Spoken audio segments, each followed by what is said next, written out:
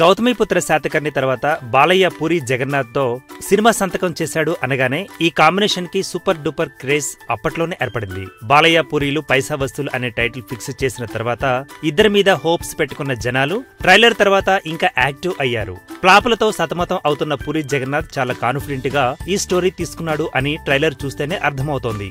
బాలయ్యతో పూరి పలికించిన నాటు డైలాగులు, హ్యాండ్ మూమెంట్లు అదరహో అనిపించాయి. ఈ సినిమాకి సంబంధించిన బిజినెస్ ఇప్పుడు డల్ గా నడుస్తోంది. నిజాంలో 8 కోట్ల 10 లక్షల వరకు పలికిందట పైసా వసూల్. సీడెడ్ లో 7.5 కోట్లకు అమ్ముడైంది అంటున్నారు. ఓవర్సీస్ లో మాత్రం 2 కోట్ల రూపాయలకు అమ్మివేశారు. ఓవర్సీస్ బిజినెస్ తో కూడా కలుపుకొని దాదాపు 30 కోట్ల వరకు బిజినెస్ చేయొచ్చు అంటున్నారు. అయితే పబ్లిసిటీ, మేకఓవర్ కాస్టులు కలుపుకుంటే బడ్జెట్ అంతా 45 కోట్ల వరకు కనిపిస్తోంది. మరి పూరి బాలయ్య కాంబినేషన్ కాబట్టి ఆ మాత్రం బడ్జెట్ ఉంటుంది. కానీ ప్రీ రిలీజ్ బిజినెస్ పేలవంగా ఉండడం ఇబ్బందికర విషయమే. ఆంధ్ర రైట్స్ అమౌంట్ వచ్చిన తర్వాత తేలుతుంది ఏ విషయం.